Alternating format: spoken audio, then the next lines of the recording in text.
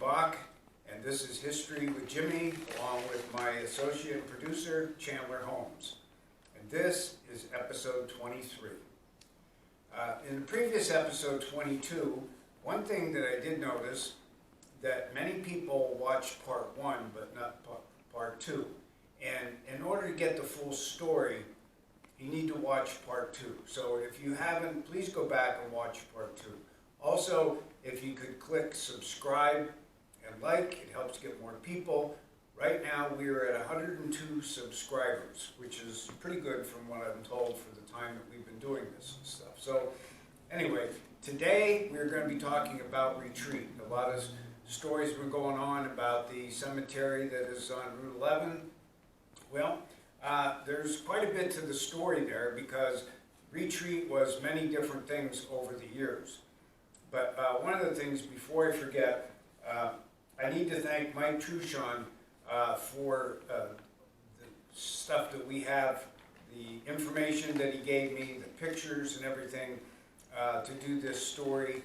I think we have some rare pictures maybe that other people don't have. I could be wrong about that, but I really haven't seen a lot of history. So we're actually doing the history of Retreat today. So I wanted to thank Mike again. Joyce also helped with some information on there as well. So I thank you to both of you.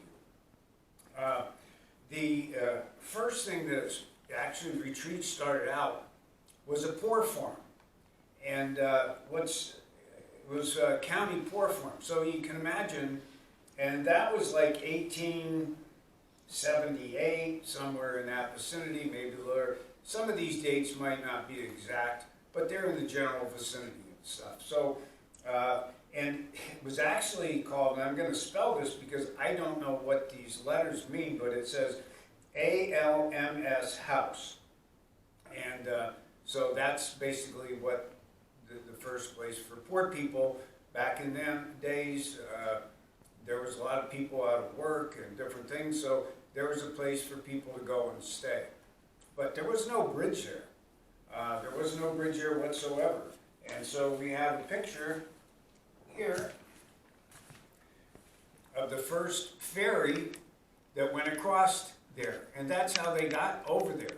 Now just imagine this. To build the buildings that I will be showing you in the future here, they had to take everything over by ferry in order to get to build these buildings. Because as far as I know, or no one's told me any different, that's the only way to get over there at the time. So, and of course, if you come to the museum, you'll be able to see this. We have a separate book for just Retreat. So you'll be able to come to see a lot of the things that I'm going to be showing you today. So I'm going to read a little bit. It then was established after that in 1900 as a state mental hospital. It was also called an insane hospital. So that was one of the things there was a little discrepancy on, so I just want to clarify that. And then it became a prison in 1998. There was significant farmland, and the farming was done by the male. So they produced a lot of their own produce and stuff there because, again, just to get a ferry to go back and forth, rivers high, icebergs, the wintertime, it was difficult and stuff. So they grew a lot of their own stuff over there. And even when the prison was there, they had that stuff. Now, one of the big things lately he was talking about was burial spots for people from either the poor farm or the insane farm, insane institution. They found those right along Route 11. However, information was given to me upon my investigation of doing this particular episode was that there were 2 other places where people were buried. And so I'm trying to get permission from the state to go over there and hopefully confirm that that story was true that was told to me. I know that there's 1 or 2 people buried up at the Pine Hill Cemetery because Chandler and I were able to find somebody who were looking for their grandfather from New York. We went there and with a map of that we have of funeral records, along with Jimmy Whiteow, a metal detector. This lady was looking for her grandfather, who was a resident of Retreat at one point. So, then eventually in 1981, Governor Thornburg signed an executive order transferring Retreat State Mental Hospital to a correctional facility. It was opened there because the increased penalty for drug crimes was dramatically increased. So therefore they needed more space. Dallas was full from what it said here, and so that's how the prison got started. But on this particular one, this is a newspaper article that was done by the Country Impressions at that time, and this shows the beds that were there, and at one point it said there were 1,000 patients there at one point. I was surprised when I read that particular part, and there it shows the druggist, and there it says psychiatric staff, and like I said, it was a very big operation at the time. Now the other one that we have, I'm just going to put this aside, and again, you can come and see these articles and stuff, but Retreat had its own baseball team according to this, and there's a gentleman whose name was Charles Nash, and he was there in 1949. They also had a church there and stuff, and in the early 1900s, they actually had a sewing room for the women there and stuff. But one of the things that was interesting to me was the employees actually stayed there. And because of not having ways to go back and forth all the time except for the ferry. And here's a picture of some of the old buildings. This is from 1904. And again, they had to haul all this stuff over there, and I assume by ferry, because again there was no bridges there until I'll talk about the bridges and show you some very interesting pictures of the bridges and stuff. But I just want to read something here that he said that there was a lot of problems with patients. One of them was concerning fire, and at the time patients who smoked were allowed to carry their own matches. And as a result, in 1954, the cow barn burned down, and initially the administration thought it was started by a hurricane, which just happened to be raging. As it turned out, it was started by a patient who was carrying a grudge. So he burned the cow barn down. They also had to go searching, according to Mr. Nash. They had to go searching for lost patients and stuff. And someone would get confused, he said, wander into the woods. Some fell into the river. And it says, one industrial gentleman who was actively delivering newspapers to other patients, always had a number of projects going, managed to secure a key to his ward, and escaped into the night. That morning he was gone. He was never found again. His clothes were discovered in time by the river, but no body was ever located. So, just like the cemeteries that had no headstones to tell you who was buried there and stuff, like I said, we're going back quite a ways, and but it was an important part of this area, not only for jobs, but for taking care of people, and then of course becoming a prison and stuff. So, so we're going to talk about the bridge, and I want to show you something here. These were given to me by Mike, and we were able to blow them up. And here's a picture of the ferry going across.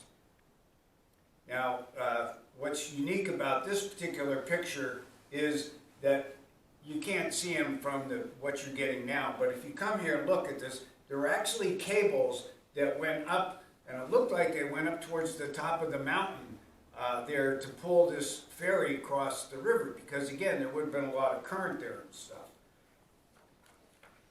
Here's one here. Now this one had something inside there, so it's not the best picture, but you can see a gentleman sitting there at the very end. The next picture, This has to be a pretty early picture, and there was no dates on these pictures, so I don't have an exact date as to when these pictures were taken, but they're obviously very early. And on this particular picture, there's a bunch of men on there going across, but you don't see any buildings. So I have to assume that that's an earlier picture. And here's one where it shows that they must have had a cable going across from the one side by where Route 11 is, all the way across there, so that the boat would probably not sway as much with the cable going across and stuff with the current of the river. Here's another one, didn't come out the best, but it shows them taking cars over there. So one of the things that I think is something is the bridge that was built. And the bridge that was built, of course, the bridge had to be built in order to build these newer buildings and that sort of thing. But I happened to be 2 weeks ago giving a tour here to someone who was an engineer. And he gave me some very good information that I hadn't known about. Was this bridge was actually floated down the river in sections. And it actually came from the Cary Avenue Bridge. And he said to me, he said, you know, I just went by the Retreat Bridge, and he said, that bridge is in better condition than the Cary Avenue Bridge that replaced it. And he said, that is something. So here's another picture that you can see as they start to construction on the bridge. Some of the pictures are a little bit better than others, but the fact that we have them haven't blown up, as I said, if you're interested in this particular story, you'll be able to come and see them. Here's another one showing the structures that were there.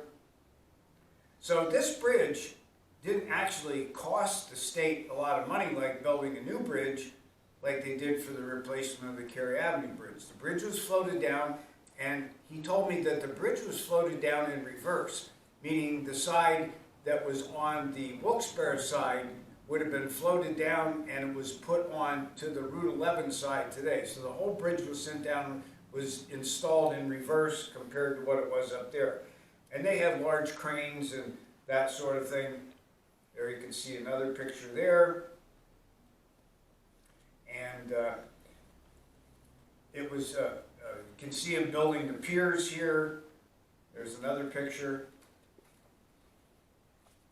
Here's another picture with the gentleman there with a piece of equipment for the steel structures that support the bridge. And here's another picture showing there was a shanty there at one point and stuff. And apparently this was a low point in the river where they built this bridge to go across there. And here's another one when it looks like it's getting closer to construction. And then I forget who the governor was who did this, but they did have a grand opening, and here's a picture of the grand opening there. There was a big plaque there. It's no longer there. I went back looking for it. Apparently it was taken. So the bridge was, I believe, was in the 60s. And the reason that I want to say that is because you have a whole bunch of pictures that was given to me of the tearing down of the old buildings that were there to build the prison. And this is one of them, okay? And I must have probably 40, 50 pictures. Here's another one showing the destruction of these buildings so that they can build new ones. There's another one there. Here's one with the bulldozer. And this one says this was looks like 1985. And it was wards 1 and 2. So that was some of the pictures. Then we get into the construction of the prison. And we have quite a few pictures of those as well. And there's one of the pictures you can see of the construction. There's probably at least 50 pictures of this here that were given to us. And again, it says 1985 on the back of it. So we know the dates of this construction.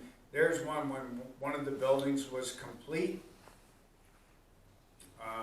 And at one point, now I could be off a little bit on my numbers, but at one point the prison, I believe, was supposed to have been established for like 480, maybe 500, and it blossomed to quite a few more.